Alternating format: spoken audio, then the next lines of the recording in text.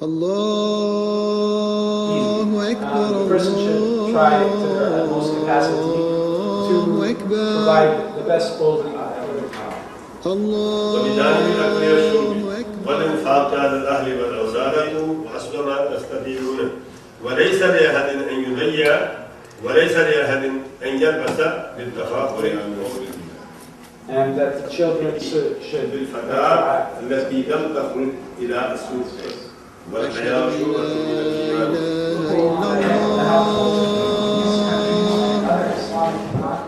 أشهد أن لا إله إلا الله أشهد أن محمدا رسول الله أشهد أن محمدا رسول الله.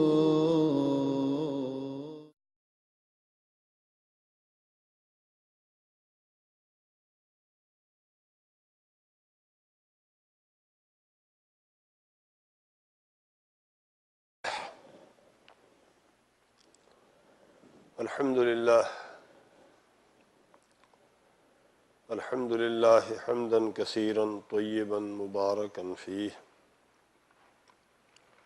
نحمده ونستعينه ونستغفره ونعوذ بالله من شرور أنفسنا ومن سيئات أعمالنا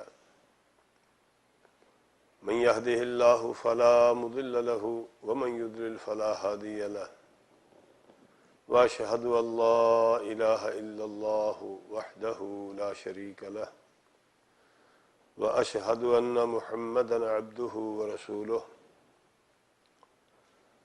أرسله بالهدى ودين الحق ليظهره على الدين كله وكفى بالله شهيدا يا أيها الذين آمنوا اتقوا الله حق تقاته ولا تموتن إلا وأنتم مسلمون يا أيها الناس اتقوا ربكم الذي خلقكم من نفس واحدة وخلق منها زوجها وبث منهما رجالا كثيرا ونساء واتقوا الله الذي تساءلون به والأرحام إن الله كان عليكم رقيبا يا أيها الذين آمنوا اتقوا الله وقولوا قولا سديدا يصلح لكم أعمالكم ويغفر لكم ذنوبكم ومن يطع الله ورسوله فقد فاز فوزا عظيما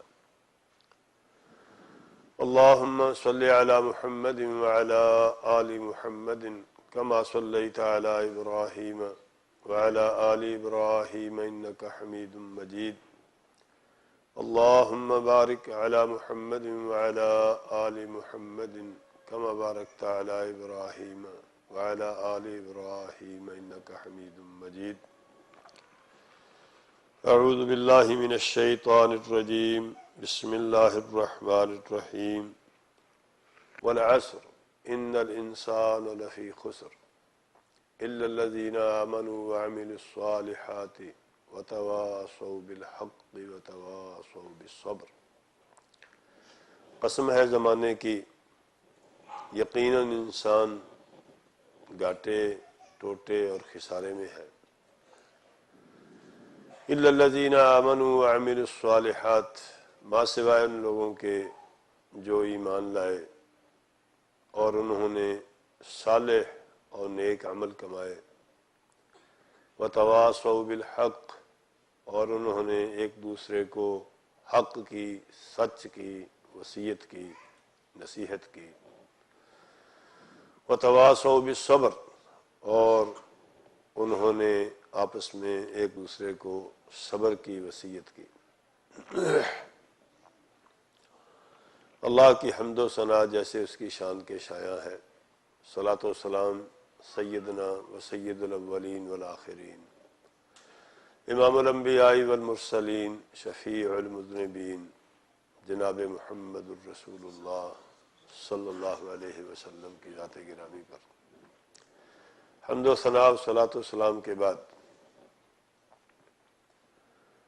اللہ تعالیٰ نے زمانے کی قسم کھا کر یہ بات بتائی ہے، اور قسم کھانے کا یہ مطلب ہوتا ہے کہ اللہ تعالیٰ اسے گواہ بنا رہا ہے. کہ آپ جانچ پڑتال کر لیں، تحقیق کر لیں، جائزہ لے لیں، صورتحال پر نظر ڈال لیں، پوری انسانی تاریخ کو دیکھ لیں، اللہ احکم الحاکمین کے اس فرمان کی پوری انسانی تاریخ گواہی دے گی کہ ہر انسان اس نے گھاٹا کھایا ہے، خسارہ پایا ہے اور ٹوٹا پایا ہے۔ اللہ تعالیٰ نے انسان کو بہت کچھ عطا کیا، اور ہر انسان کو بہت کچھ عطا کیا، اور ہر دور کے انسان کو بہت کچھ عطا کیا، اور ہمیں بھی اللہ رب العزت نے بہت کچھ عطا کیا ہوا ہے۔ اور یہ اللہ کی عطا، اللہ کی دین، اللہ کی نعمتیں، اللہ رب العزت کے انعامات، یہ اللہ تعالیٰ نے اس لیے عطا کیے ہیں کہ انسان اس چھوٹی سی اور مختصر سی زندگی میں اللہ تعالیٰ کی دی ہوئی نعمتوں کی بدولت ان کے ذریعے اللہ تعالیٰ کا قرب حاصل کرے، اللہ کی رضامندی حاصل کرے، اللہ تعالیٰ بندے سے جو کچھ چاہتا ہے وہ چاہت پوری کرے، اور اپنی اس چھوٹی سی زندگی میں بہت ساری نعمتیں جو اللہ نے اسے دی ہیں انہیں خرچ کر کے اپنی اخروی زندگی سنوار لے۔ جو شخص یہ کام کر لے وہ گھاٹے سے بچ جاتا ہے، اور جس شخص کی نظر آخرت پر نہیں گئی، اس کی نظر صرف دنیا تک محدود رہی، دور اندیشی سے کام نہیں لیا، اس نے اپنے مستقبل پر نظر نہیں رکھی جو حقیقی اور اصلی مستقبل ہے۔ ویسے تو ہم اپنے کل کو، پرسوں کو اپنا مستقبل سمجھتے ہیں، لیکن حقیقی اور اصل مستقبل وہ ہے جہاں ہم نے جانا ہے، اور پھر اس کے بعد وہاں سے اور کہیں نہیں جانا۔ وہ مستقبل جس شخص نے سنوار لیا وہ گھاٹے اور خسارے سے بچا، جس شخص نے وہ مستقبل ضائع کر لیا، اس زندگی کو برباد کر لیا، اس نے گویا کہ اپنا سب کچھ برباد کر لیا، سب کچھ ضائع کر لیا۔ اور یہ بات اللہ رب العزت کہہ رہا ہے، اللہ سے زیادہ سچی بات کسی کی نہیں ہو سکتی، اللہ سے زیادہ پختہ بات کسی کی نہیں ہو سکتی، اللہ کی کسی بات میں کوئی شک نہیں ہے۔ اللہ رب العزت کی بات پر یقین کرنا عین سعادت ہے، خوش نصیبی ہے، اور اللہ رب العزت کی بات پر یقین نہ کرنا اس سے بڑی بد نصیبی اور بدبختی کوئی نہیں ہے۔ وہ بتا رہا ہے کہ پوری دنیا کے انسان، ان کو ہم نے بہت کچھ دیا، لیکن سب نے اپنے پاس اللہ تعالیٰ کی جو نعمتیں تھیں انہیں برباد کر لیا۔ صرف وہ لوگ بچے جنہوں نے 4 کام کیے۔ اس گھاٹے اور خسارے اور ٹوٹے سے بچنے کے لیے 4 کام ہیں، جو شخص بھی یہ کر لے وہ خسارے سے بچتا ہے۔ جو شخص ان کاموں سے نظر پھیر لے، یہ کام نہ کرے، اس نے اپنا سارا کچھ برباد کر لیا۔ اور وہ 4 کام کیا ہیں؟ سب سے پہلا کام ایمان ہے، اور پھر ایمان کا نتیجہ صالح اور نیک عمل ہے، اور پھر اس کے بعد اللہ تعالیٰ نے جس شخص کو ایمان کی دولت نصیب کی ہو، ایمان عطا کیا ہو اور صالح عمل کرنے کی توفیق بھی دی ہو، اس نے ایمان کا ذائقہ بھی چکھ لیا اور نیک عمل کر کے زندگی میں سکون بھی بھر لیا، اسے احساس ہو گیا ہے کہ نیکی اور صالح اعمال اور ایمان کتنے پر لطف، پر کیف اور لذت والے کام ہیں۔ اب اس شخص کو اللہ تعالیٰ نے یہ دولت نصیب کر دی ہے، تو اس کا فرض بنتا ہے کہ جس شخص کو یہ جانتا ہے اسے بتائے کہ ایمان کتنا لذیذ اور کتنا پر لطف ہے، عمل صالح میں کتنی لذت اور کتنا مزہ ہے۔ بغیر کچھ خرچ کیے کہ انسان کو اللہ تعالیٰ اتنی لذت نصیب فرما دیتا ہے، دل کا سکون، اطمینان بھی نصیب ہو جاتا ہے، اور طبیعت بہت ہی حشاش بشاش رہتی ہے ایماندار کی اور صالح عمل کرنے والے کی۔ اور جب اسے یہ اللہ تعالیٰ نے لذت نصیب کی ہے، اس کا فرض بنتا ہے کہ اپنے بھائی بندوں، جہاں تک اس کی آواز جاتی ہے، لوگوں کو بھی بتائے کہ میں اچھی زندگی بسر کر رہا ہوں، اور تم بھی مل کر وہی زندگی بسر کرو جو زندگی میں بسر کر رہا ہوں۔ تمہارا اس سے کوئی گھاٹا نہیں ہوگا، تمہارا کوئی نقصان نہیں ہوگا، دوسروں کا فائدہ ہو جائے گا۔ یہ تواصی بالحق ہے، حق کی دوسروں کو وصیت کرنا۔ جس راستے پر بندہ خود چل رہا ہے، اگر وہ راستہ اچھا ہے، اسے پسند آ گیا ہے، اسے اس میں کوئی مفاد نظر آتا ہے، تو اس کا فرض بنتا ہے کہ دوسروں کو بھی اس راستے کی طرف بلائے۔ اور یقیناً صحیح راستے پر چلتے ہوئے کوئی نہ کوئی مشکلات ضرور آتی ہیں۔ آپ جتنا بھی سیدھا کام کر لیں، جتنا بھی اچھے طریقے سے رہ لیں، جتنا بھی اپنے گھر میں بند ہو لیں، ضرور کوئی نہ کوئی دشمن پیدا ہو جاتا ہے۔ بغیر کسی وجہ کے کوئی نہ کوئی دشمن پیدا ہو جاتا ہے. اور اگر کوئی شخص تمہیں اس صحیح اور نیک اور صالح راستے سے روکنے کی کوشش کرے تو رکنا نہیں ہے، اور نہ ہی کسی کے ساتھ بدتمیزی کرنی ہے، نہ اپنا کام چھوڑنا ہے اور نہ ہی کسی روکنے والے کے ساتھ بدتمیزی کرنی ہے. درمیان کا راستہ ہے کہ صبر سے کام لے، صبر سے کام لے. اگر اللہ تعالیٰ نے آپ کو کوئی اتنی بڑی دولت عطا کر رکھی ہے، کوئی اس دولت کو دیکھ کر سڑتا ہے، جلتا ہے اور آپ کو اس دولت سے محروم کرنے کی کوشش کرتا ہے، آپ کی یہ دولت ضائع کرنے کی کوشش کرتا ہے، تو کوشش یہ کریں کہ وہ سمجھ جائے. اگر وہ نہیں سمجھتا تو بجائے بدتمیزی کرنے کے اور اپنا وقت ضائع کرنے کے صبر سے کام لیں. وہ اپنا کام کر رہا ہے، آپ اپنا کام کرتے رہیں. سو اللہ حکم الحاکمین نے بندے کو کیا نہیں عطا کیا، ذرا غور کر کے دیکھیں کہ کوئی انسان اللہ کی دی ہوئی نعمتیں شمار ہی نہیں کر سکتا. وَإِنَّ نِعْمَةَ اللَّهِ لَا تُحْصُوهَا إِنَّ الْإِنسَانَ لَظَلُومٌ كَفَّارٌ. اگر تم گننے بیٹھتے ہو اللہ کی نعمتیں تو گن نہیں سکتے، کجا یہ کہ ان کا شکر ادا کرو. کوئی انسان اللہ کی دی ہوئی نعمتیں گن ہی نہیں سکتا. اور جتنی بڑی بڑی نعمتیں ہیں سب اللہ تعالیٰ نے بغیر کسی معاوضے کے، بغیر کسی محنت کے عطا کر دی ہیں. خود ہمارا وجود کتنی بڑی نعمت ہے، ہماری عقل کتنی بڑی نعمت ہے، ہماری آنکھیں کتنی بڑی نعمت ہے، ہمارے کان کتنے بڑے نعمت ہیں، والدین کتنی بڑی نعمت ہے، اولاد کتنی بڑی نعمت ہے، جس گھر میں ہم رہتے ہیں وہ گھر کتنی بڑی نعمت ہے، لذت جو ہم محسوس کرتے ہیں یہ کتنی بڑی نعمت ہے، ہاتھ کتنی بڑی نعمت ہے. اگر ان نعمتوں کا اندازہ لگانا ہو کہ ان کی کیا حیثیت ہے، ان کی کیا قدر و قیمت ہے، تو اس کا بہترین طریقہ یہ ہوتا ہے کہ وہ لوگ جو ان نعمتوں سے محروم ہیں ان کے احساسات کا جائزہ لیں. پھر اندازہ ہوگا کہ یہ نعمتیں کیا حیثیت رکھتی ہیں. کتنا بڑا ہے انسان، 5-6 فٹ کا انسان ہے، اللہ نے کتنا خوبصورت بنا رکھا ہے اس کو. ایک انگلی کٹ جائے تو سارے وجود کا حسن جو ہے وہ برباد ہو جاتا ہے. اس انگلی کی ہی کتنی قیمت ہے، اس آنکھ کے سائز کی کتنی قیمت ہے، ان بالوں کی کتنی قیمت ہے. کس کس نعمت کو شمار کرو گے؟ اللہ تعالیٰ کی بے شمار نعمتیں ہیں. فرمایا تم اللہ کی نعمتیں گن بھی نہیں سکتے. انسان بڑا ناشکر گزار ہے. اور یہ سب کچھ مولا کریم کی عطا ہے، ہمارا اس میں کوئی دخل نہیں ہے. سب کچھ اس نے دیا ہوا ہے. ما بکم من نعمت فمن اللہ ثم اذا مسکم الضر فالیہ تجارون.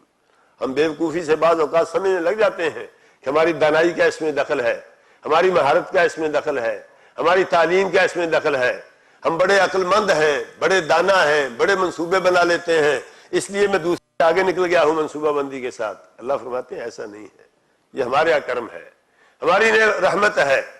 ما بکم من نعمت فمن اللہ. تمہارے پاس جو بھی ہے سب اللہ کا دیا ہوا ہے، تمہارا کچھ نہیں ہے. ثم اذا مسکم الضر فالیہ تجارون. جب کوئی مصیبت آتی ہے پھر سارا زور لگا لو، تم ایک چیز بھی اپنے پاس نہیں رکھ سکتے. اور اللہ تعالیٰ چھیننے پہ آئے تو، اللہ دینے پہ آئے تو دنیا کی کوئی طاقت روک نہیں سکتی. اللہ چھیننے پہ آئے دنیا کی تو کوئی طاقت بچا نہیں سکتی. اسی لیے ہم ہر نماز کے بعد یہ بات کہتے ہیں اللہم لا مانع لما اعطیت ولا معطی لما منعت ولا ينفع ذا الجد منک الجد. اے اللہ تو دینے پہ آئے تو دنیا کی طاقت روک نہیں سکتی، اور تو روکنے پہ آئے تو دنیا کی کوئی طاقت دے نہیں سکتی. ولا ينفع ذا الجد منک الجد.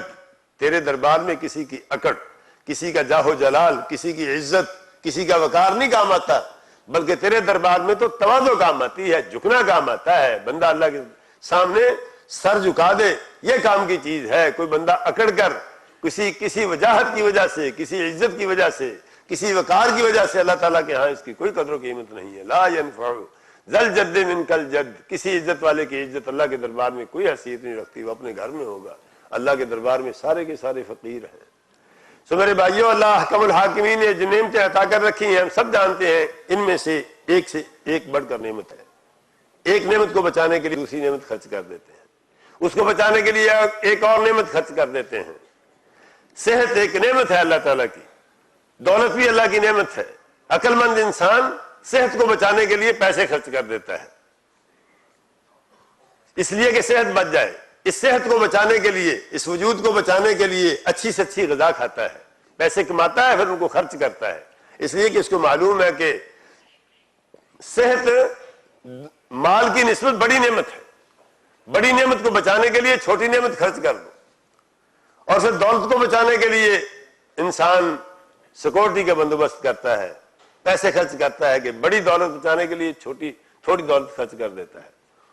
اس لیے دانائی کی بات یہ ہے، معلوم یہ ہوتا ہے کہ اللہ تعالیٰ یہ سمجھانا چاہتے ہیں کہ اپنے پاس جو نعمتیں ہیں ان کا جائزہ لے لو کہ ان میں سے کون سی نعمت ہے جس کو بچانے کے لیے دوسری نعمت حفظ کی جا سکتی ہے، اس سے بڑی نعمت کون سی ہے، اس سے بڑی نعمت کون سی ہے، اس سے بڑی نعمت کون سی ہے، تاکہ تم اس نتیجے پر پہنچ جاؤ کہ تمہیں پتہ چل جائے کہ سب سے بڑی نعمت تمہارے پاس کون سی ہے۔ جب تم نے یہ سمجھ لیا کہ سب سے بڑی نعمت کون سی ہے تو یہ کامیابی کا راستہ ہے۔ قرآن حکیم سارا کھنگال لیں، حضرت محمد الرسول اللہ صلی اللہ علیہ وسلم کے ارشادات دیکھ لیں، نبی صلی اللہ علیہ وسلم کی زندگی دیکھ لیں، صحابہ اکرام کی زندگیاں دیکھ لیں، خود اپنا شعور اور اپنا احساس دیکھ لیں کہ انسان کے پاس اللہ احکم الحاکمین کی سب سے عظیم الشان نعمت ایمان ہے، نعمت ہدایت ہے، نعمت توحید ہے، نعمت عقیدہ ہے، اللہ تعالیٰ کی معرفت، اللہ تعالیٰ کی شناخت، اللہ تعالیٰ کو جان لینا، اس کو مان لینا، اسے تسلیم کر لینا، اپنے آپ کو بندہ مان لینا، اس کو آقا و مولا مان لینا، اپنے آپ کو نیچے مان لینا، اس کو اونچا مان لینا، اللہ اکبر کہہ لینا کہ وہ سب سے بڑا ہے، اور اس کو ایک مان لینا کہ اس کے سوائے اس کائنات میں کوئی نہیں ہے، اسی کی حکومت ہے، اسی کی ربوبیت ہے، اسی کی الوہیت ہے، اسی کا سکہ چلتا ہے، ساری کائنات اس اکیلے نے پیدا کی ہوئی ہے، اس کا کوئی شریک نہیں ہے۔ پورے زور کے ساتھ سپیکر لگا کے تم کہہ دیتے ہو اللہ اکبر، اللہ سب سے بڑا ہے۔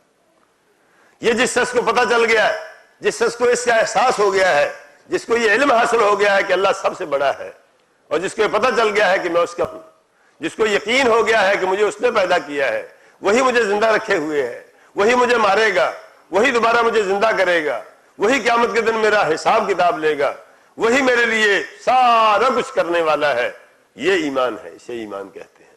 کہ اس کا نظام جو ہے کائنات کا، اس کو تسلیم کرنا کہ نظام اسی نے بنایا ہے، نظام کس طریقے سے چلا رہا ہے، جو جو خبریں دی ہیں ساری خبریں مان لینا۔ اسے بتایا ہے کہ میں کائنات کا تکوینی نظام، کونی نظام فرشتوں کے ذریعے چلا رہا ہوں، اس لیے فرشتوں کو تسلیم کرنا اس نے حکم دیا ہے، اس نے بتایا ہے، ان کا ادب و احترام کرنا، ان کا خیال کرنا، ان سے شرم و حیا کرنا، ان کو اللہ تعالیٰ کے مکرم اور مقرب بندے سمجھنا، اللہ تعالیٰ کے پسندیدہ بندے سمجھنا فرشتوں کو، یہ بھی ایمان کا حصہ ہے۔ اللہ رب العزت نے جو کتابیں نازل کی ہیں ان کو تسلیم کرنا، یہ بھی ایمان کا حصہ ہے۔ اللہ کے رسولوں کو تسلیم کرنا، یہ بھی ایمان کا حصہ ہے۔ آخرت کے دن کو ماننا، یہ بھی ایمان کا حصہ ہے۔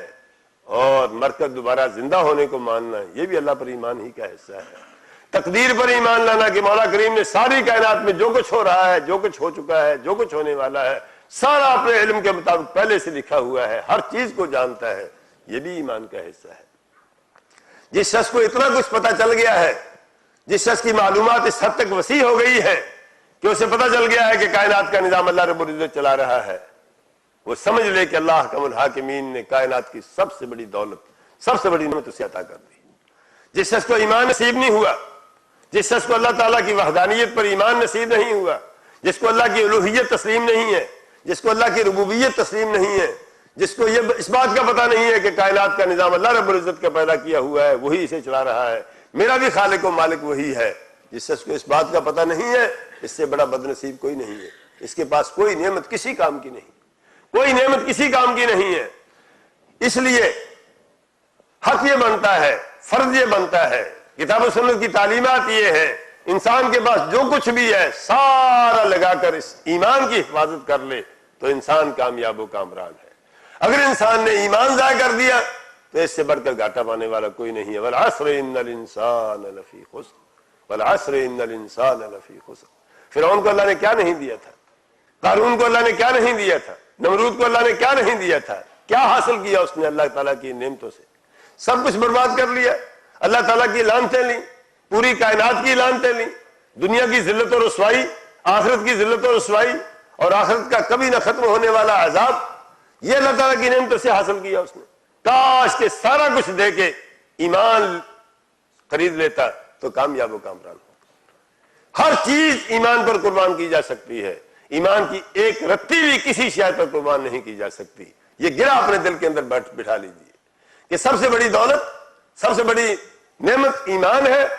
اس نعمت کو بچانے کے لیے ساری نعمتیں خرچ کی جا سکتی ہیں، جان بھی دی جا سکتی ہے، عزت بھی قربان کی جا سکتی ہے، دولت بھی قربان کی جا سکتی ہے، عمر بھی قربان کی جا سکتی ہے، وجود بھی دیا جا سکتا ہے، لیکن ایمان کی ایک رتی بھی کسی شے پر قربان کی جا سکتی ہے۔ اس لیے کہ اس سے بڑی نعمت ہے ہی نہیں، اس سے بڑی دولت نہیں ہے۔ یہ ہم کیوں کہتے ہیں کہ ایمان بڑی دولت ہے؟ یہ ہم کیوں کہتے ہیں کہ ایمان سب سے بڑی نعمت ہے؟ اس کی بہت ساری وجوہات ہیں، کتاب و سنت دیکھیں، قرآن حکیم پڑھ کے دیکھیں۔ ایمان اس لیے سب سے بڑی نعمت ہے کہ اس نعمت کی وجہ سے ساری نعمتیں بنتی ہیں۔ جب تک ایمان نہیں ہوتا کوئی نعمت نہیں ہوتی۔ دیکھتے ہو دنیا کے پاس کتنا کچھ ہے، اللہ تعالیٰ نے کتنا کچھ دیا ہوا ہے، لیکن جن لوگوں کو ایمان نصیب نہیں ہے، یہ نعمتیں ان کے لیے نعمتیں نہیں ہیں، ساری نعمتیں ان کے لیے باعث عذاب ہیں۔ ان میں سے ایک ایک شے کا قیامت کے دن حساب دینا پڑے گا، ایک ایک شے کا حساب دینا پڑے گا، اور حساب اللہ تعالیٰ کو کوئی دے نہیں سکتا۔ تو یہ نعمتیں ان کے لیے بجائے نعمتیں بڑھنے کے ان کے لیے عذاب بنی ہوئی ہے، اور وہ تیزی کے ساتھ اللہ تعالیٰ کے عذاب کی طرف بڑھ رہے ہیں۔ جتنی زیادہ نعمتیں ہیں ایمان کے بغیر، جتنی نعمتیں زیادہ ہوں گی اتنا ہی انسان اللہ تعالیٰ کے عذاب میں زیادہ گرفتار ہوگا۔ مولا کا شکر ادا کرنا چاہیے کہ اللہ رب العزت نے ہمیں نعمت ایمان نصیب کر رکھی ہے۔ نعمت ایمان کی موجودگی میں ہر نعمت ہوتی ہے۔ ہمیں یقین ہے کہ جو چاہو سو کھا پی لو، جو اللہ تعالیٰ نے حلال کیا ہے کھاؤ پیو۔ آخر میں کہہ دو الحمدللہ الذی اطعم وسقى وسوغه وجعل له مخرجا، الحمدللہ الذی اطعمنی هذا الطعام ورزقنیہ من غیر حول منی ولا قوة، الحمدللہ الذی اطعمنی وسقانی وجعلنی من المسلمین۔ بسم اللہ پڑھ کے شروع کر لو، الحمدللہ پڑھ کے ختم کر لو، سب کچھ اللہ احکم الحاکمین کی نعمت ہی نعمت ہے، کوئی حساب نہیں دینا پڑے گا اللہ کے فضل و کرم۔ اور پھر اس ایمان کی بدولت ہم 5 وقت اللہ کے دربار میں آ کر سجدہ کر لیتے ہیں، 5 دفعہ اللہ رب العزت کے دربار میں ڈھیروں سجدے کر لیتے ہیں۔ یہ سجدے اللہ رب العزت نے اس ایمان کی بدولت ہمیں نصیب کیے ہوئے ہیں۔ کوئی نعمت دنیا کی اس وقت تک نعمت نہیں ہوتی جب تک نعمت ایمان نہ ہو۔ اس لیے کائنات کی سب سے بڑی نعمت وہ نعمت ہے جو باقی نعمتوں کو نعمت بناتی ہے۔ اس نعمت کو نکال لو تو کوئی نعمت نہیں رہتی۔ اس لیے کون سی اس میں شک کی بات ہے کہ اس سے بڑی کوئی نعمت نہیں۔ دوسری وجہ اس کی کہ ہم یہ کہتے ہیں کہ ایمان بڑی نعمت ہے، وہ یہ ہے کہ قرآن حکیم ایک نہیں بے شمار مقامات پر قرآن کریم نے بتایا ہے کہ نیک اعمال، صالح اعمال، جنہیں ہم اچھے اعمال کہتے ہیں، جن کے ذریعے انسان دنیا اور آخرت میں اچھا بنتا ہے، وہ اس وقت تک صالح نہیں بنتے جب تک ایمان کی دولت نصیب نہ ہو، توحید کی دولت نصیب نہ ہو، ایک اللہ پر یقین نہ ہو۔ جو کرتے ہیں وہ اللہ کے لیے نہ کریں، جو کرتے ہیں وہ اللہ کے لیے کریں گے تو کام آئے گا، اگر اللہ کے لیے نہیں کرتے تو کسی کام نہیں آئے۔ قرآن کریم نے بہت ہی دو ٹوک اور صاف اور واضح الفاظ میں کہہ دیا ہے وَقَدِمْنَا مِنْ عَمَلٍ فَجَعَلْنَاهُ هَبَاءً مَنْثُورًا أَصْحَابُ الْجَنَّةِ يَوْمَئِذٍ خَيْرٌ مُسْتَقَرًّا وَأَحْسَنُ مَقِيلًا۔ آپ کو نظر آتے ہیں کفار کتنا کچھ ہے اور کتنی محنتیں کر رہے ہیں، دنیا کو کتنی سہولتیں فراہم کر رہے ہیں، اس قدر بڑی بڑی نیکیاں کر رہے ہیں، دیکھنے میں نیکیاں نظر آتی ہیں، لیکن رب العزت والجلال کہتا ہے کائنات بڑی اور سب سے سچی جوڑا دے۔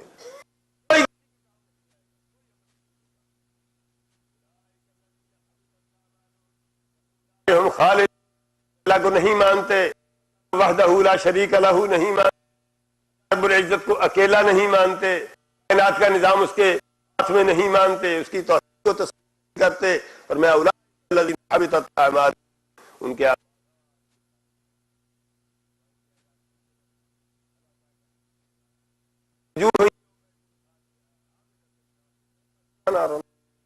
لا حول ولا قوت الا باللہ، اللہ سے دعا نہ کرے۔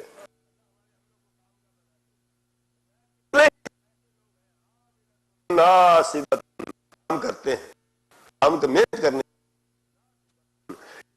کرتے ہیں، کیا ہوگا؟ تسلا نارن حامیہ، قیامت کے دن گرم آگ میں داخل ہوں، کسی کام نہیں آئے گی محنت۔ اس بیس نہیں ہے، کوئی بیس نہیں ہے۔ سمجھ لیں کہ چوری کا مال ہے، سارا ایسا مال ہے 20 منزلہ عمارت کھڑی کر لی ہے لیکن اس کی بنیاد مضبوط نہیں کی، جب آخر میں پہنچی ہے تو دھڑام سے گر پڑی ہے۔ کتنا بدنصیب ہے انسان جتنے اتنی محنت کی ہے اس کے کسی کام نہیں آئی۔ کفار کا یہی معاملہ ہے۔ قرآن کریم نے بہت سارے مقامات پہ یہ بات بتائی ہے کہ جو لوگ ایمان کے بغیر، اللہ پر یقین کے بغیر، اللہ کی توحید کے بغیر، اللہ کے رسولوں پر ایمان، یہ 6 اصول ایمان جن کا میں نے ذکر کیا ہے، ان کو مانے بغیر جو لوگ عمل کرتے ہیں ان کے اعمال کسی کام کے نہیں ہیں۔ عملوں کو قیامت کے دن کارآمد بنانے کے لیے اللہ رب العزت کو ماننا، لا الہ الا اللہ محمد الرسول اللہ کہنا ضروری ہے، اس کے بغیر کوئی بات نہیں بنتی۔ صاف الفاظ میں اللہ نے اپنے حبیب صلی اللہ علیہ وسلم کو حکم دیا، فَاعْلَمْ أَنَّهُ لَا إِلَهَ إِلَّا اللَّهُ، پہلے اس بات پر یقین کر، پہلے اس بات کا علم حاصل کر، پہلے اس بات پر یقین کر کہ اللہ کے سوا کوئی معبود نہیں ہے۔ جب یہ مان لو، جب یہ یقین کر لو، جب یہ سمجھ آ جائے کہ اللہ کے سوا کوئی معبود نہیں ہے، یہ یقین کرنے کے بعد وَاسْتَغْفِرْ لِذَنبِكَ، پھر جو محنت کرنی ہے کرو، پھر ہر محنت کام آئے گی۔ اگر لا الہ الا اللہ کو تسلیم نہیں کیا تو کوئی محنت کسی کام کی نہیں ہے۔ اس لیے اہل ایمان جن پر اللہ نے ایمان کی دولت نصیب فرما رکھی ہے، ان کا بھی فرض بنتا ہے کہ اللہ تعالیٰ کے اس فرمان کا دھیان رکھیں، الذین آمنوا ولم یلبسوا ایمانہم بظلم اولئک لہم الامن وہم مہتدون، جو لوگ ایمان لے آئے اور انہوں نے اپنے ایمان کے اندر ظلم کو نہیں ملایا، اولئک لہم الامن، ان کے لیے اللہ نے امن رکھا ہوا ہے، ان کے لیے اللہ تعالیٰ نے امن لکھا ہوا ہے، امن رکھا ہوا ہے، وہم مہتدون، یہی ہدایت یافتہ ہے۔ صحابہ اکرام رضوان اللہ علیہم اجمعین نے جب یہ آیت سنی تو پریشان ہو گئے، نبی صلی اللہ علیہ وسلم کی خدمت میں عرض کی، اللہ کے رسول کون ہوگا اینا لم یظلم، کوئی ہمیں ایسا بھی ہے جس نے کبھی کوئی ظلم نہ کیا ہو؟ کوئی نہ کوئی تو گناہ ہو ہی جاتا ہے، کوئی نہ کوئی ظلم تو ہو ہی جاتا ہے، اس کا مطلب ہمارا ایمان کسی کام کا نہیں ہے۔ نبی صلی اللہ علیہ وسلم نے بڑے سلیقے سے قرآن کریم کی اس آیت کی دوسری آیت سے تفسیر کر کے سمجھایا۔ کیا تم نے قرآن کریم کی وہ آیت نہیں پڑھی جو حضرت لقمان نے اپنے بیٹے سے کہا گیا ان الشرک لظلم عظیم، شرک ظلم عظیم ہے؟ فرمایا یہاں تم سے مراد شرک ہے، شرک نہ کرو، باقی چیزیں اللہ رب العزت معاف فرما دے گا۔ الذین آمنوا ولم یلبسوا ایمانہم بظلم، ایمان لے آئے لیکن اپنے ایمان کے اندر کوئی شرک نہیں ملایا، اللہ رب العزت کی ذات میں کسی کو شریک نہیں کیا، اللہ کی صفات میں کسی کو شریک نہیں کیا، اللہ کے افعال میں کسی کو شریک نہیں کیا، اللہ کی محبت میں کسی کو شریک نہیں کیا، اللہ کے خوف میں کسی کو شریک نہیں کیا، اللہ سے امیدیں وابستہ کرنے میں کسی کو شریک نہیں کیا، اللہ ہی کو وحدہ لا شریک مانا ہوا ہے، وہی رب ہے، وہی خالق ہے، وہی مالک ہے، وہی رازق ہے، وہی دینے والا ہے، وہی لینے والا ہے، جو ہے سب کچھ اسی کا ہے، ہم لیتے بھی اسی سے ہیں، دیتے بھی اسی کو ہیں۔ روز آ کے کئی بار اقرار کرتے ہیں اللہ کے دربار میں کھڑے ہو کے، ایاک نعبد و ایاک نستعین، اللہ تیرے سوا کسی کی عبادت کرنے کے لیے بھی تیار نہیں ہے اور تیرے سوا کسی سے مانگنے کے لیے بھی تیار نہیں ہے۔ جب دیتے کسی کو کچھ نہیں ہے تو مانگے کسی سے کیوں؟ ہمارے پاس سجدے ہیں وہ تیرے لیے ہے، ہمارے پاس رکوع ہے وہ تیرے لیے ہے، ہمارے پاس قیام ہے تو تیرے لیے ہے، ہمارے پاس تشہد ہے تو تیرے لیے ہے، ہمارے پاس سبحان اللہ ہے تو تیرے لیے ہے، لا الہ الا اللہ بھی تیرے لیے ہے، الحمدللہ بھی تیرے لیے ہے، استغفر اللہ بھی تیرے لیے ہے، ماں باپ کا ادب کرتے ہیں تو تجھے راضی کرنے کے لیے کرتے ہیں، دوستوں سے حسن سلوک کرتے ہیں تو تجھے راضی کرنے کے لیے کرتے ہیں، اندھیروں کے اندر تیری ذات سے ڈرتے ہیں، کوئی کافر بھی مل جاتا ہے تو اس سے بھی دیانتداری سے کام لیتے ہیں، مقصد یہ ہوتا ہے کہ تو دیکھ رہا ہے، تو راضی ہو۔ یہ ایمان کی دولت، یہ یقین کی دولت میسر آ جائے تو ہر نیکی نیکی بن جاتی ہے۔ اگر یہ یقین نہیں ہے، یہ ایمان نہیں ہے، اللہ کو وحدہ لا شریک لہ نہیں مانتے، اللہ کے ساتھ کسی اور کو کھڑا کر لیا ہے، اپنی عبادات میں کسی اور کا حصہ ڈال لیا ہے، میں کہتا ہوں حدیث کے مطابق مکھی مار کر کسی اور کو دے دیا تو مولا کریم ناراض ہو جاتا۔ توحید، صحیح عقیدہ، ایمان دودھ سے زیادہ سفید ہے، دودھ سے زیادہ سفید ہے، شہد سے زیادہ میٹھا ہے، اتنا بہترین ہے۔ 10 من دودھ اکٹھا کر کے ایک پیشاب کا چھینٹا ڈال دیں، کوئی پینے کے لیے تیار ہو جائے گا؟ سوال ہی پیدا نہیں ہوتا۔ اللہ کی قسم توحید دودھ سے بھی زیادہ خالص ہے، شرک پیشاب سے بھی زیادہ پلید ہے، گندگی سے بھی زیادہ پلید ہے۔ کوئی ایمان کا کوئی حصہ، شرک کا کوئی حصہ قبول کرنے کے لیے تیار نہیں ہے۔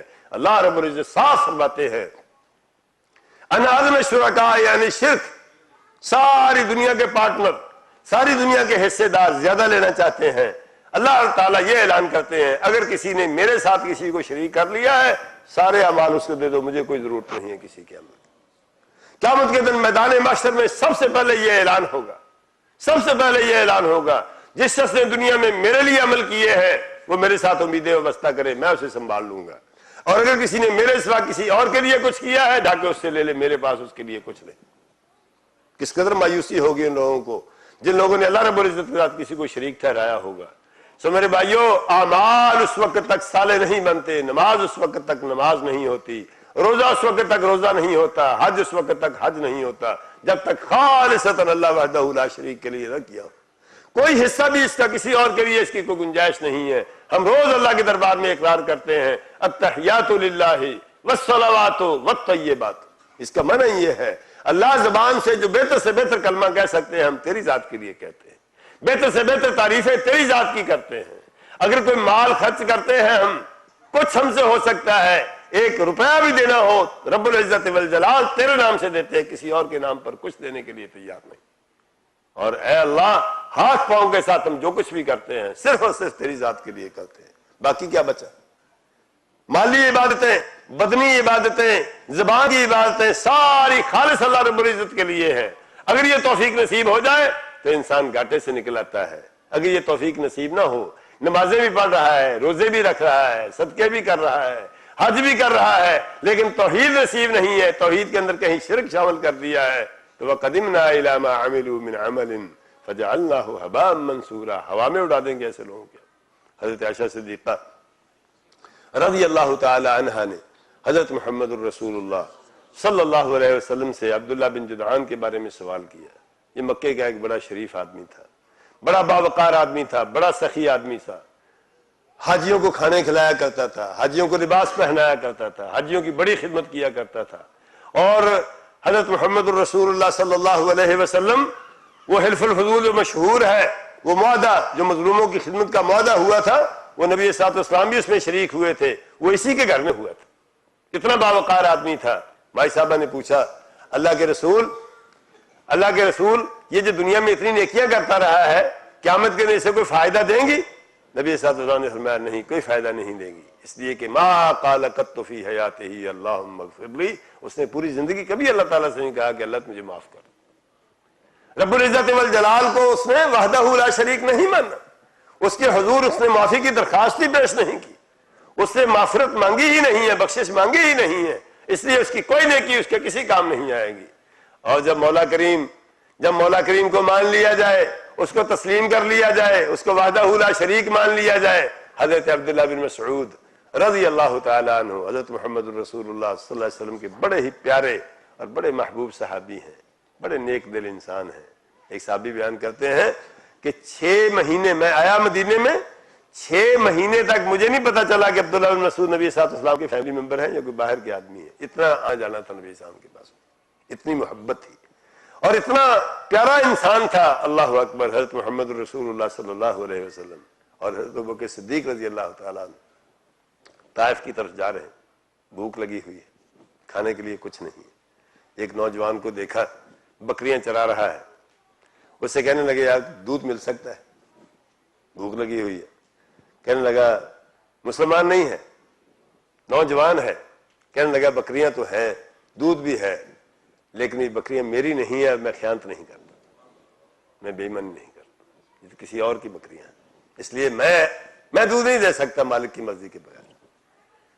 سیدنا رسول اللہ صلی اللہ علیہ وسلم نے ارشاد فرمایا کہ کوئی ایسی بکری ہے جس کو کوئی دودھ نہ ہو، بالکل کوئی مریل، بالکل بیکار؟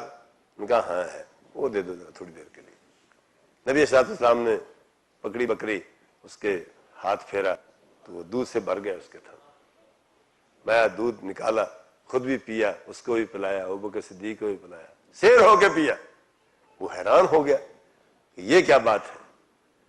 اللہ رب العزت نے اسے توفیق دی، اس نے پوچھا، پتہ چلا کہ یہ وہ شخص ہے جو اپنے آپ کو نبی اور رسول کہتا ہے.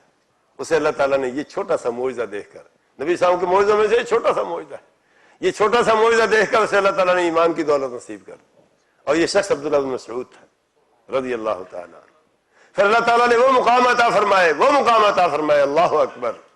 میں ایک دن درخت پہ چڑھے ہوئے ہیں نبی صلی اللہ علیہ وسلم کے حکم پر مسواک توڑنے کے لیے، پتلے دبلے سے. صحابہ اکرام دیکھ رہے ہیں، ہوا چل رہی ہے، درخت ہل رہا ہے. حضرت عبداللہ بن مسعود بھی اوپر جھولے جھول رہے ہیں، پتلے سے ہیں، پنڈلیاں بہت پتلی ہیں. نبی صاحب نے میں کیوں ہنس رہے ہو؟ صحابہ اکرام دیکھ کر ہنسنے لگے. میں کیوں ہنس رہے ہو؟ میں عبداللہ بن مسعود کی پتلی پتلی پنڈلیاں دیکھ کر ہنسی آ رہی ہے. اللہ اکبر۔ امام الانبیاء صلی اللہ علیہ وسلم نے فرمایا جن پنڈلیوں کو دیکھ کر تم ہنس رہے ہو کہ پتلی پتلی ہیں، ایک قیامت کے دن ترازو میں رکھی جائیں گی تو احد پہاڑ سے بھی بھاری ہوں گی۔ یہ کیوں بھاری ہو گئی ہیں اتنی؟ یہ لا الہ الا اللہ کی بدولت بھاری ہوئی ہے، یہ توحید کی بدولت، ایمان کی بدولت بھاری ہوتی ہیں۔ ایمان والا انسان بڑا بھاری ہے، ایمان والا انسان بڑا بھاری ہے، اس کے لفظ بھی بڑے بھاری ہیں، اس کے رجسٹر جہاں لکھا ہوا ہے وہ بھی بڑے بھاری ہے، وہ خود بھی بڑا بھاری ہے۔ سنن ترمذی میں صحیح روایت ہے، نبی صلی اللہ علیہ وسلم نے فرمایا کہ قیامت کے دن ایک بہت موٹا تازہ کافر لایا جائے گا، بڑی تون چھوڑی ہوئی ہے، میزان میں رکھا جائے گا ترازو میں تولنے کے لیے تو مچھر کے پر کے برابر بھی اس کا وزن نہیں ہوگا، کوئی وزن نہیں ہے۔ اسی لیے اللہ نے فرمایا قل هل ننبئكم بالاخسرین اعمالا الذین ضل سعیهم فی الحیاۃ الدنیا وهم يحسبون انهم يحسنون صنعا اولئک الذین کفروا بآیات ربهم ولقائه فحبطت اعمالهم فلا نقیم لهم یوم القیامة وزنا ذلك جزاؤهم جہنم بما کفروا واتخذوا آیاتی ورسلی ہزوا۔ یہاں تو یہ فرمایا ہے نا کہ وہ لوگ گھاٹے میں ہیں، وہ لوگ سارے کے سارے انسان گھاٹے میں ہیں جو ایمان نہیں لائے۔ یہاں فرمایا قل هل ننبئكم بالاخسرین اعمالا، اور تمہیں بتایا کہ سب سے زیادہ گھاٹا کس نے پایا؟ سب سے زیادہ گھاٹا اس شخص نے پایا جو زندگی بھر یہ سمجھتا رہا کہ میں نیکیاں کر رہا ہوں، حالانکہ وہ نیکیاں نہیں کر رہا تھا، اس لیے کہ اللہ کے ہاں اس کی نیکیاں مقبول نہیں ہوئی، کسی خزانے میں اس نے جمع نہیں کرائی، اس پر مہر نہیں لگوائی اللہ اس کے رسول کی، اللہ رب العزت کے ہاں وہ جمع نہیں کروائیں، اللہ کے ہاں جمع نہیں کروائیں گے تو محفوظ نہیں ہوں گی۔ یہ ایسا لاکر ہے جہاں نیکی جمع کرا دے تو کائنات کی کوئی طاقت اس کو ضائع نہیں کر سکتی۔ حضرت محمد الرسول اللہ صلی اللہ علیہ وسلم نے ارشاد فرمایا جب کوئی مجلس بیٹھتی ہے اس مجلس سے اٹھتے ہوئے کفارۃ المجلس کی دعا پڑھ لیں، مجلس کا ایک کفارہ ہوتا ہے، جب بھی مجلس برخاست ہو تو کہو سبحانک اللہم وبحمدک اشہد ان لا الہ الا انت استغفرک واتوب الیک۔ کتنے مشکل کلمے ہیں، بڑے آسان سے کلمے ہیں۔ رسالت مآب علیہ السلام نے فرمایا اس مجلس میں کوئی نیکی کی ہوگی تو اسے سیل کر کے مہر لگا دی جائے گی، قیامت کے دن کھولی جائے گی، کبھی وہ نیکی ضائع نہیں ہو سکتی۔ اور اگر اس مجلس میں گناہ ہو گیا ہوگا یہ کلمے پڑھنے سے اللہ معاف کر دے گا۔ کیا پروردگار کی رحمتیں ہیں، کیا مہربانیاں ہیں کہ گھنٹہ بیٹھے ہیں، 2 گھنٹے بیٹھے ہیں، 1000 فضول باتیں ہوئی، ساری کی ساری ایک کلمہ کہنے سے پاک ہو جاتی ہیں، اور جو چھوٹی بند کر کے قیامت کے دن تک کے لیے مہر لگائی جاتی ہے۔ سو میرے بھائیوں بے شمار نیکیاں عاملۃ ناصبۃ تصلی نارا حامیہ بیکار ہو جاتی ہیں، اور اگر ایمان کی دولت نصیب ہو تو ہر نیکی نیکی بن جاتی ہے۔ کھجور کا ایک ٹکڑا انسان کو جہنم کی آگ سے بچا دیتا ہے، آنکھ کا ایک آنسو جو ہے جہنم کی آگ کو بجھا دیتا ہے اگر ایمان کی دولت نصیب ہو۔ تو ہر نعمت تب بنتی ہے جب ایمان کی دولت نصیب ہو، اور ہر نیکی اس وقت بنتی ہے جب ایمان کی دولت نصیب ہو۔ میں کہتا ہوں اس سے بڑی بات قرآن کریم کچھ اور کہتا ہے۔ قرآن کریم کہتا ہے کہ ایمان ہے تو انسان انسان ہے، ایمان نہیں ہے تو انسان انسان ہی نہیں۔ ہم تو بڑے اکڑ کر چلتے ہیں، بڑی پھون پھان کے ساتھ چلتے ہیں، بڑا زبردست لباس پہن لیتے ہیں، سمجھتے ہیں بڑے باوقار ہیں، لیکن مولا کریم کچھ اور ہی کہہ رہا ہے۔ وہ کہتے وَلَقَدْ ذَرَأْنَا لِجَهَنَّمَ كَثِيرًا مِّنَ الْجِنِّ وَالْإِنسِ لَهُمْ قُلُوبٌ لَّا يَفْقَهُونَ بِهَا وَلَهُمْ أَعْيُنٌ لَّا يُبْصِرُونَ بِهَا وَلَهُمْ آذَانٌ لَّا يَسْمَعُونَ بِهَا أُولَٰئِكَ كَالْأَنْعَامِ بَلْ هُمْ أَضَلُّ أُولَٰئِكَ هُمُ الْغَافِلُونَ۔ فرمایا کتنے ہی لوگ ایسے ہیں ہم نے ان کو پیدا ہی اس لیے کیا ہے، کھیتیاں لوگ بوتے ہیں، کوئی اس لیے کھیتی بوتا ہے کہ وہ پھلدار درخت ہوتا ہے، کوئی پھول کے لیے ہوتا ہے، کوئی دانوں کے لیے ہوتا ہے، کوئی کسی مقصد کے لیے ہوتا ہے، کوئی جانوروں کے چارے کے لیے ہوتی ہے کھیتی۔ اچھا، لا الہ الا اللہ، الحمدللہ۔ تو کتنے ہی ایسے ہوتے ہیں درخت جو صرف اس لیے بوئے جاتے ہیں کہ ان کا اور کے لیے نہیں۔ یہی بات ہے، میں نے یہاں کتنے ہی انسان صرف اس لیے پیدا کیے ہیں کہ وہ جہنم کا ایندھن بنانا ہے۔ اللہ رب العزت کا شکر ہے کہ اللہ تعالیٰ نے ہمیں ان میں سے، ان لوگوں کا کیا اوصاف کیا ہے، لہم قلوب لا یفقہون، رکھتے ہیں ٹیسٹ کرائیں تو پتہ چلتا ہے کہ ہے لیکن سوچتے نہیں، آنکھیں ہیں دیکھتی نہیں ہیں، کان ہیں سنتے نہیں ہیں، جس کام کے لیے اللہ نے نعمتیں دی ہیں اس کام کے لیے انہیں استعمال نہیں کرتے۔ الذین کفروا یتمتعون ویاکلون کما تاکل الانعام والنار مثوی لهم۔ جو لوگ اللہ کو نہیں مانتے، اللہ فرماتے ہیں جانوروں اور چوپایوں کی طرح کرتے ہیں، ان کی زندگی کا کوئی مقصد ہی نہیں، کوئی عاقبت نہیں ہے، کوئی انجام نہیں۔ الدواب عند اللہ الصم البکم الذین لا یعقلون۔ سب سے بدترین چپایا وہ ہے جو اللہ اور اس کے رسول کی بات نہیں سنتا اور اسے مانتا نہیں ہے۔ اور اس سے بھی اگلی بات، سب سے عظیم الشان بات یہ ہے، بہت کچھ ہے کہنے کے لیے، لیکن کہ ایمان کی دولت نصیب ہو جائے تو بندہ اللہ کا دوست بن جاتا ہے، اللہ بندے کا دوست بن جاتا ہے۔ اس سے بڑی بھی کوئی دولت ہوگی؟ قرآن کہتا ہے اللہ ولی الذین آمنوا یخرجہم من الظلمات الی النور والذین کفروا اولیاءہم الطاغوت یخرجونہم من النور الی الظلمات اولئک اصحاب النار ہم فیہا خالدون۔ اللہ ان کا دوست ہے جو اس پر ایمان لے آئے۔ کیا کرتا ہے اللہ اپنے دوستوں کے ساتھ؟ انہیں اندھیرے سے نکال کر روشنی میں لے آتا ہے، ہر چیز انہیں صاف صاف نظر آتی ہے۔ اور جو لوگ اللہ تعالیٰ پر ایمان نہیں لاتے وہ شیطان کے دوست ہوتے ہیں، شیطان انہیں روشنی سے نکال کر اندھیرے میں لے جاتا ہے، ہر چیز انہیں غلط نظر آتی ہے۔ ایمان ایک ایسی عینک ہے جس کو لگا لیں تو حقائق نظر آتے ہیں، اصل حالت میں ہر شے نظر آتی ہے۔ ایمان کی عین کو اتار لیں تو ہر شے الٹی نظر آتی ہے، ہر نقصان دینے والی مفید سمجھتا ہے، ہر شے کو نقصان دینے والی سمجھتا ہے۔ سب سے بڑا ایمان کا فائدہ یہ ہے کہ انسان اللہ کا دوست بن جاتا ہے۔ کائنات کا مالک، کائنات کا خالق، رب العزت والجلال، ہر شے اس کے قبضہ قدرت کے اندر، کوئی شے اس کی طاقت سے باہر نہیں ہے۔ جس کو اس کی دوستی نصیب ہو جائے اسے بڑا خوش نصیب کون ہوگا؟ اس سے بڑا خوش نصیب کون ہوگا؟ 24 گھنٹے دروازہ کھلا ہوا ہے، 24 گھنٹے دربار کھلا ہوا ہے، ہر شے اس کے خزانوں کے اندر موجود ہے۔ جس چیز کی ضرورت ہے مولا کریم کے دربار سے مل جائے گی۔ حضرت محمد الرسول اللہ صلی اللہ علیہ وسلم حضرت عبداللہ بن عباس کو نصیحت کی، انی معلمک کلمات یا غلام معلمک کلمات، وہ بیٹے میں تمہیں کچھ احفظ اللہ یحفظک، تم اللہ کے ساتھ جو تعلق ہے اس کی حفاظت کرو، اللہ تیری حفاظت کرے گا، اس طرح حفاظت کرے گا جس طرح اللہ رب العزت نوح علیہ السلام کی حفاظت کی، ابراہیم علیہ السلام کی حفاظت کی، عیسیٰ علیہ السلام کو دشمنوں سے بچا کر صحیح سلامت آسمانوں پہ اٹھا لیا، محمد الرسول اللہ صلی اللہ علیہ وسلم کو قریش اور کفار قریش کے نرغے سے بچا کے مدینے میں پہنچا کے ساری دنیا میں نام اونچا کر دیا۔ اللہ تعالیٰ اس طرح تیری حفاظت کرے گا۔ احفظ اللہ تجدہ تجاہک، تو اللہ کے ساتھ جو تیرا تعلق ہے اس کی حفاظت کر، اللہ رب العزت جہاں تجھے ضرورت ہوگی تیرے سامنے ہوگا، کبھی تیرے ساتھ بے وفائی نہیں کرے۔ وَإِذَا سَأَلْتَ فَاسْأَلِ اللَّهَ، کچھ مانگنا ہو تو صرف اللہ سے مانگو، مدد مانگنی ہو تو صرف اللہ تعالیٰ سے مانگو، اس کے سوا کوئی کچھ نہیں ہے، جو کرنا ہے اسی نے کرنا ہے۔ سو میرے بھائیوں، ایمان کائنات کی سب سے بڑی نعمت ہے جو اللہ نے ہمیں عطا کر رکھی ہے، اس کی قدر کیجئے، اس کا احساس کیجئے، اس کو بڑھانے کی کوشش کیجئے۔ اگر اس میں کمی آ رہی ہو تو اپنے آپ کا علاج کیجئے۔ ایمان نہیں ہے تو نہ کوئی نیکی ہے، نہ کوئی نعمت ہے، نہ انسان ہے، اور نہ ہی اللہ تعالیٰ کی دوستی اور اس کی ولایت نصیب ہے۔ ایمان ہے تو سب کچھ نصیب ہے۔ ایمان کیا ہوتا ہے؟ دل سے اللہ رب العزت پر یقین کرنا، زبان سے اقرار کرنا لا الہ الا اللہ محمد الرسول اللہ، اور ہاتھ پاؤں اللہ رب العزت کے سپرد کر دینا، اس کے حکم کے مطابق استعمال ہوں گے۔ اس کا حکم نہیں ہوگا تو ہاتھ حرکت نہیں کرے گا، انگلی حرکت نہیں کرے گی، زبان حرکت نہیں کرے گی، آنکھ کچھ نہیں دیکھے گا۔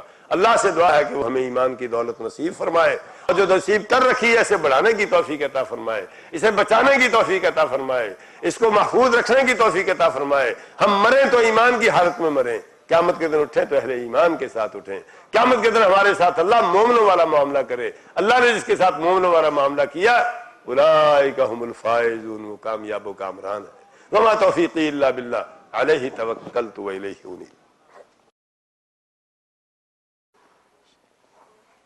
شرک کی بنیادی طور پر تو ایک ہی قسم ہے، اللہ کے ساتھ کسی کو شریک کرنا۔ تو ویسے تفہیم کے لیے، سمجھانے کے لیے کہتے ہیں کہ عبادت میں شرک، اطاعت میں شرک، اور اعمال میں شرک، سب بنیادی طور پر ایک ہی چیز ہے۔ اور اگر ارادتاً اور غیر ارادتاً، شرک اس اعتبار سے دو قسم کا ہے، ایک کو شرک بواح کہتے ہیں اور ایک شرک مؤول ہے۔ شرک بوا ہوتا ہے کہ جس کے دلائل ہر طرف پھیلے ہوئے ہیں، ان کو دیکھتا نہیں انسان، تو یہ تو معاف نہیں ہے۔ کیوں آنکھیں بند کی ہیں، کیوں بات نہیں سمجھی؟ شرک معور یہ ہے کسی نے غلط فہمی میں مبتلا کر دیا ہے، بندہ سمجھتا ہے کہ یہ شرک نہیں ہے لیکن ہے وہ شرک، اس کے بارے میں امید ہے کہ اللہ تعالیٰ معاف کر دے۔ لیکن جو کھلا ڈلا شرک ہے جس کے دلائل قرآن کریم میں بہت واضح ہیں، اس کے اندر عذر قبول نہیں ہے۔ بعض چیزیں ایسی ہیں کہ بندہ سمجھتا ہے کہ یہ شرک نہیں ہے وہ شرک، اس کو نہیں سمجھائی، اس کی امید ہے کہ اللہ تعالیٰ معاف کر دے انشاءاللہ۔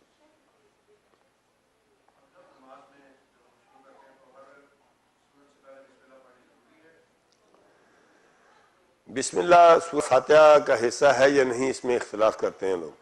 صحیح بات یہی ہے کہ بسم اللہ سورہ فاتحہ کا حصہ ہے۔ وہ اختلاف صرف اونچی اور آہستہ پڑھنے میں ہے، پڑھنے نہ پڑھنے میں اختلاف نہ ہونے کے برابر ہے۔ اس میں ہے کہ اونچی پڑھنی ہے یا آہستہ پڑھنی ہے۔ اس میں صحیح موقف یہ ہے کہ زیادہ تر آہستہ ہے، کبھی کبھار اونچی پڑھ لینی چاہیے۔ حدیثیں آہستہ پڑھنے کی زیادہ ہے، اونچی پڑھنے کی کم ہے، لیکن دونوں قسم کی حدیثیں صحیح ہیں۔ یہ نہیں ہے کہ پڑھنی نہیں ہے، پڑھنی ہے۔ یہ فرق ہے کہ اونچی پڑھنی ہے یا آہستہ پڑھنی ہے۔ ہاں جی، ہاں جی، نہیں، وہ پڑھنا چاہے تو پڑھ لے، قرآن کی آیت ہے، لیکن ہر سورت کا حصہ نہیں ہے۔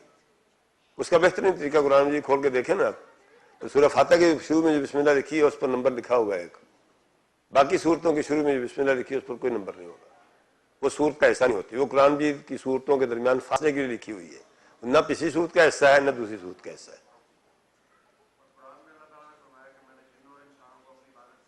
جی ہاں، جی ہاں ہے، قرآن جی میں اس کا واضح ذکر۔ جی جب 8ویں پارے میں یا معاشر الجن والے ان سے کیا ہے، وہ بڑے واضح الفاظ میں ہے کہ تم نے دنیا میں ایک دوسرے سے فائدہ حاصل کر لیا ہے، اب چلو جہنم میں۔ من یعش عن ذکر الرحمن نقید لہ شیطانا فہو لہ قرین وانہم لیصدونہم عن السبیل ویحسبون انہم مہتدون حتی اذا جاءنا قال یا لیت بینی و بینک بعد المشرکین فبئس القرین۔ انسان اپنے جن دوست سے کہے گا کاش کہ تیرے اور میرے درمیان جتنا مشرق مغرب کا فاصلہ ہے اتنا فاصلہ ہوتا ہے۔ لن ینفعکم اليوم اذ ظلمتم انکم فی العذاب مشترکون۔ آج تمہیں پچھتانے کا کوئی فائدہ نہیں، تم اکٹھے ہی جہنم میں عذاب میں۔ صاف الفاظ ہے قرآن کے۔ یہ سورہ زخرف، میرے خیال 3-4 رکوع ہوگا شاید، رکوع شروع ہوتا ہے یہاں سے، من یعش عن ذکر الرحمن نقید لہ شیطانا فہو لہ قرین۔ اور ابلیس ہی نہ جہنم میں گیا تو پھر کس نے جانا ہے؟ وہ ان کا بابا ہے، تو ساری اولاد بھی ساتھ جائے گی۔ جو قرآن بھی میں ڈھیر ساری دلیلیں ہیں اس کی، اور بڑی صاف صاف ہے۔ ربنا استمتع بعضنا ببعض وبلغنا اجرنا الذي اجلت لنا قال النار مثواكم۔ یہ پڑھنا چاہتا تھا، یہ 8ویں پارے میں ہے۔ اے اللہ، ہم نے ایک دوسرے سے دنیا میں فائدہ حاصل کر لیا۔ اللہ نے فرمایا قال النار مثواكم، تم سب کا ٹھکانہ اب آگ ہے۔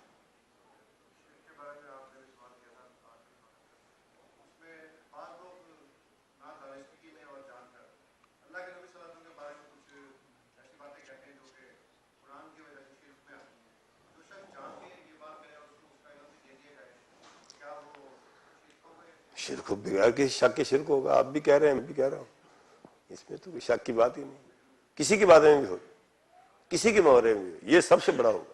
جو شخص آیا ہی توحید کی تعلیم دینے کے لیے، اسی کو شریک بنا لیا اللہ کا، اس سے بڑا جرم کیا ہوگا؟ انت قلت للناس اتخذونی وامي الہین من دون اللہ قال سبحانک ان اقول ما لیس لی بحق۔ اللہ تعالیٰ قیامت کے دن حضرت عیسیٰ علیہ السلام سے پوچھیں گے تو نے لوگوں سے کہا تھا کہ مجھے اللہ کے ساتھ اور میری ماں کو شریک کر لو۔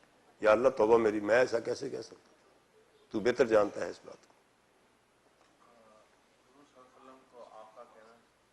ہے نہیں، بس وہ نیت کے حساب سے ہے، آقا قابل احترام کا کلمہ ہے، اس کی کوئی حیثیت نہیں ہے، کوئی حرج نہیں انشاءاللہ، لیکن بہتر ہے کہ جو الفاظ آئے ہیں وہ کہیں۔ رسول اللہ اونچا لفظ ہے، نبی اللہ اونچا لفظ ہے، آقا کوئی حیثیت نہیں، کوئی کلمہ نہیں ذرا بھی۔ آقا تو ویسے فارسی میں اپنے باس کو کہتے ہیں، اس کی کیا حیثیت ہے؟ کوئی احترام کا کلمہ ہے، اس کی معنی نہیں سمجھا جاتا کوئی بھی، اور کوئی معنی سمجھ کر کہتا ہے، کوئی سوچ ہے اس کے پیچھے، تو وہ جو اس کی نیت ہے اس کے حساب سے. اگر صرف احترام کا کلمہ سمجھ کے کہتا ہے تو انشاءاللہ اللہ مہربانی کرے. لیکن یہ کلمے بہت چھوٹے ہیں. رسول اللہ بہت بڑا کلمہ ہے. سب سے اونچا مقام تو اللہ تعالیٰ نے نبی صاحب کو رسول اللہ کا دیا ہے.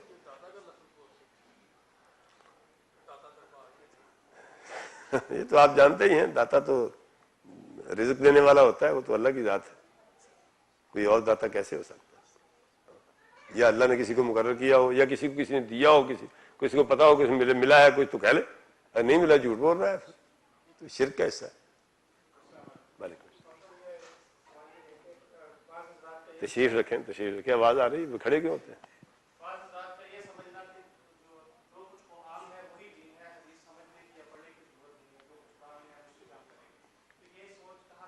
یہ قرآن میں لکھا ہوا ہے, اصلی کفر یہی ہے. اولئک هم الکافرون حقا ویریدون ان یفرقوا بین اللہ ورسولہ. اولئک هم الکافرون حقا, سچے اور اصلی کافر یہی ہے. جس نے قرآن کہاں آیا ہے؟ قرآن حدیث میں آیا ہے. کہاں کسی پتہ چلا ہے کہ نبی صلی اللہ علیہ وسلم, جبریل علیہ السلام نے آ کے نبی صاحب سے کہا تھا اقرا بسم ربک الذی خلق؟ کیسے پتہ چلا ہے؟ حدیث میں آیا نا. حدیث, سارا قرآن حدیث ہی ہے. سارا قرآن حدیث میں آیا ہے. قرآن بھی ایک حدیث ہے. اب یہ حدیث من بعدہ یؤمنون. نبی صاحب کی پوری زندگی دین کا حصہ ہے, دین ہے, اس کے بغیر دین کا کوئی راستہ نہیں ہے. نبی صاحب کا دیکھنا بھی دین ہے, سننا بھی دین ہے, بولنا بھی دین ہے, اٹھنا بھی دین ہے, بیٹھنا بھی دین ہے, فرامین بھی دین ہے. جیسے قرآن وہی ہے ویسے ہی حدیث وہی ہے. نبی صاحب علیہ السلام کو الگ کر کے قرآن کو سمجھنے کا کوئی طریقہ نہیں ہے. حدیث کو الگ کر کے نبی صاحب کو الگ کرنا ہے. کوئی حیثیت نہیں ہے ایسے دین کی جس میں حدیث کو تسلیم نہیں کیا گیا.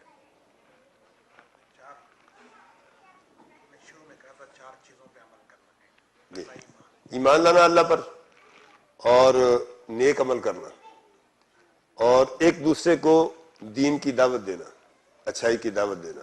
کوئی اس راستے میں تکلیف آئے تو صبر کرنا. لوگ صوفی صاحب کہیں, ملا جی کہیں, داڑھی کا مذاق اڑائیں, یا نقصان ہو رہا ہو, ٹیکسی کھڑی کر کے نماز پڑھنی پڑ جائے مثلا, تو اس ہر معاملے میں صبر کرنا. مولانا صوفی محمد نے جو ریسنٹلی بیان دیے ہیں, اس کے بارے میں آپ کو کیا رائے؟ میں جب سے پاکستان سے آیا ہوں کوئی اخبار نہیں پڑھا, ٹی وی ویسے نہیں دیکھتا. آپ کہہ لو مجھ سے زیادہ ہے. انہوں نے کہہ دی کہ ہر چیز کو جمہوریت. یہ تو ایسے تو فساد والی بات ہے نا, یہ تو کوئی معقولیت نہیں ہے. یہ تو وہی جو طالبان نے ڈرامہ چاہا تھا وہی ڈرامے والی بات ہے. بات تو بہت اچھی تھی لیکن ساری بگاڑ دی لوگوں نے اندر آ کے. تو لگتا یہی ہے, جو باتیں سنتے ہیں کہ اللہ تعالیٰ محفوظ رکھے, لگتا ہے کہ اس کے پس منظر میں کوئی خرابہ ہے. پہلے مثبت کام ہونا چاہیے, پھر اس کے نتائج سامنے آئے تو دوسرے کو برا بھلا کر. اپنا کچھ بھی نہیں کیا, دوسرے کو پہلے چھیڑا چھاڑی شروع کر دے تو کام خراب ہوگا. اور کیا ہوگا؟ جی کیا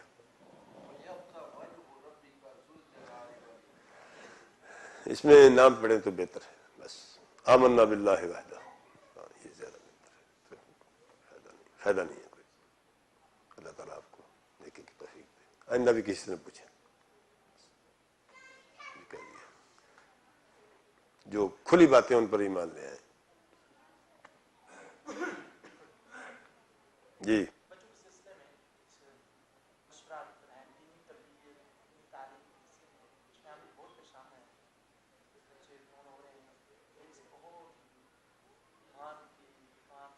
اتنا دور دین سے جتنا امریکہ پاکستان سے دور ہے.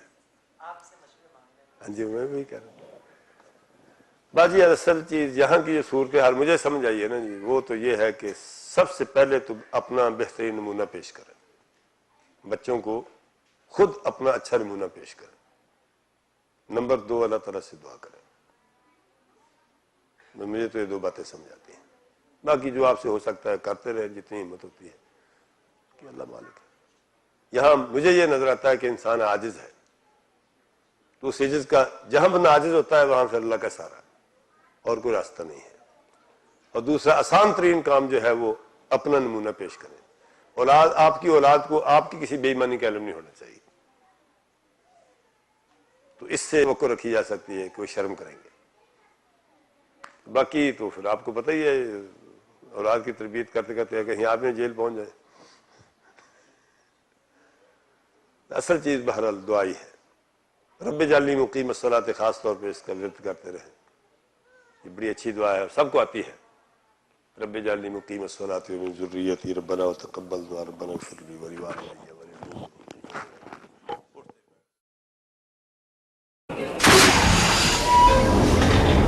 The knowledge continues.